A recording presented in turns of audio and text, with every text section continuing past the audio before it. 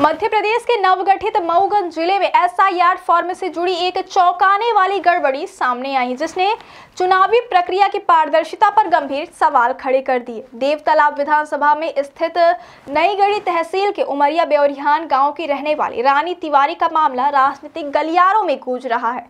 आरोप है कि रानी तिवारी के एसआईआर फॉर्म पर लगे क्यूआर कोड को जब स्कैन किया गया तो उसमें उनका नाम प्रदेश के करीब 35 अलग अलग इलाकों में दर्ज दिखाई दिया। सिर्फ यही नहीं, प्रत्येक क्षेत्र में उनका नाम अलग अलग उम्र के साथ मौजूद था, जैसे कि एक ही महिला कई जगहों की मतदाता हो और अलग अलग आयु वर्ग से संबंधित हो।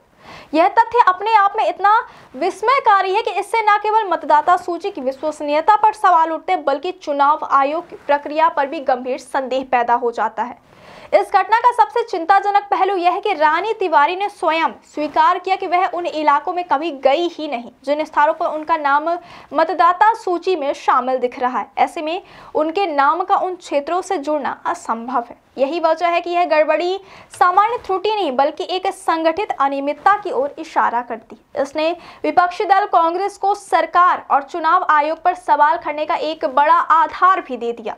कांग्रेस वर्किंग कमेटी के सदस्य और पूर्व विधायक कमलेश्वर पटेल ने इस मामले को सोशल मीडिया पर सार्वजनिक करते हुए इसे गंभीर चुनावी हेरफेर करार दिया। उन्होंने कहा कि मध्य प्रदेश में एसआईआर प्रक्रिया के माध्यम से मतदाता सूची को अपडेट करने का काम एक पारदर्शी प्रक्रिया नहीं है बल्कि वोट चोरी अभियान जैसा प्रतीत हो रहा है। उन्होंने उदाहरण दिया कि रानी तिवारी का नाम न सिर्फ मऊगंज या रीवा क्षेत्र में बल्कि इंदौर, ग्वालियर, भोपाल जैसे बड़े शहरों की मतदाता सूचियों में भी अलग अलग उम्र के साथ दिखाई दे रहा है। यह स्थिति चुनावी प्रक्रिया में अत्यधिक लापरवाही और संभावित हेरफेर का प्रतीक है। कमलेश्वर पटेल ने भाजपा पर सीधा आरोप लगाते हुए कहा कि यह गड़बड़ी संयोग नहीं बल्कि एक संगठित तंत्र का हिस्सा है। उनके मुताबिक भाजपा और चुनाव आयोग की साठगांठ के बिना इतने बड़े पैमाने पर नामों की हेरफेर संभव ही नहीं है। उन्होंने कहा कि मताधिकार पर इस प्रकार का हमला लोकतंत्र की मूल भावना के खिलाफ है। कांग्रेस नेताओं का दावा है कि यह मामला वही वोट चोरी तंत्र उजागर करता है जिसकी चर्चा कांग्रेस नेता राहुल गांधी देश भर में कर रहे हैं। राहुल गांधी पहले भी हरियाणा और महाराष्ट्र के चुनावों के दौरान मतदाता सूचियों में गड़बड़ी की बात उठा चुके हैं और अब मध्य प्रदेश में इस तरह की घटनाओं का सामने आना उनके आरोपों को बल प्रदान करता है। कांग्रेस का कहना है कि चुनाव आयोग एसआईआर प्रक्रिया के माध्यम से जल्दबाजी में नई मतदाता सूची बनवा रहा है ताकि गड़बड़ियों को छिपाया जा सके।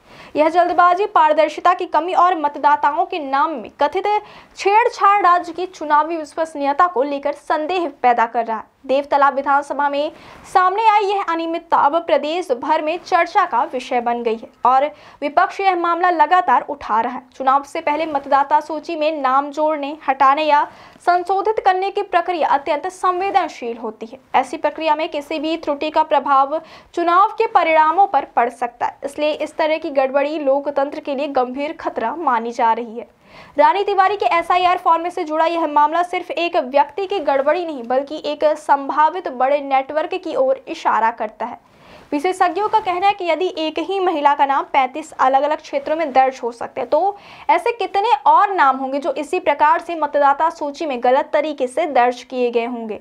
मतदाता सूची के माध्यम से चुनावों की नींव तय होती है। यह सुनिश्चित करना अत्यंत आवश्यक है कि सूची में सिर्फ पात्र और वास्तविक मतदाताओं के नाम हो। यदि नामों की गलत एंट्री या छेड़छाड़ जैसे मामले सामने आते हैं तो इससे चुनावी प्रक्रिया की वैधता पर प्रश्न चिन्ह लगना स्वाभाविक है। इस घटना के बाद मतदाता सूची सत्यापन प्रक्रिया को लेकर स्थिति और अधिक जटिल हो गई है। कांग्रेस का कहना है कि एसआईआर की नई प्रक्रिया को ऐसे समय लागू किया गया जब राज्य चुनाव के माहौल में प्रवेश कर रहा है और इसी के कारण गड़बड़ी पकड़ में नहीं आ रही। इस पूरे प्रकरण ने राजनीतिक तथा प्रशासनिक दोनों स्तर पर हलचल पैदा कर दी है। विपक्ष लगातार यह मांग कर रहा है कि इस मामले की उच्च स्तरीय जांच कराई जाए ताकि पता लगाया जा सके कि यह मात्र एक तकनीकी त्रुटि है या फिर जानबूझकर की गई साजिश।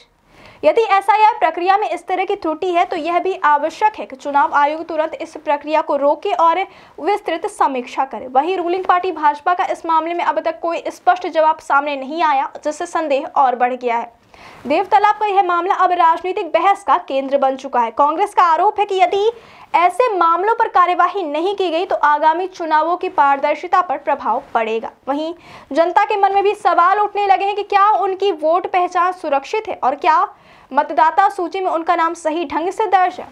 रानी तिवारी जैसे मामलों में चुनाव आयोग के लिए भी एक चुनौती खड़ी करती है। आयोग पर यह जिम्मेदारी है कि वह मतदाता सूची को पूरी तरह सत्यापित करे और किसी भी तरह की डुप्लीकेट या फर्जी एंट्री को तुरंत हटाए। यदि इस मामले की जल्द और निष्पक्ष जांच नहीं की गई तो यह राज्य में चुनावी विश्वसनीयता को गहरा नुकसान पहुंचा सकता है।